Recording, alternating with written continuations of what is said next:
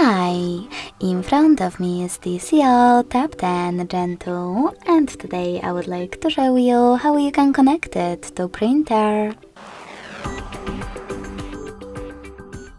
Start by opening Settings and clicking on Connections right away. Then scroll all the way down and select Printing. Now you can click on Default Print Service and simply wait. Your device is looking for a printer. When it finds one, it will connect to it right away.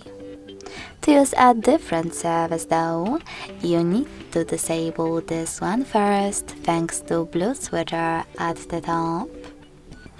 Go back. Click on Add Service and install the best one for your printer, like in my case, HP one. When your new service is ready, just go back to the same settings. Now, after going back to printing settings, just tap on your new service and wait as well. Thanks so much for watching. If you enjoyed this video, smash that like button, comment and subscribe. Bye!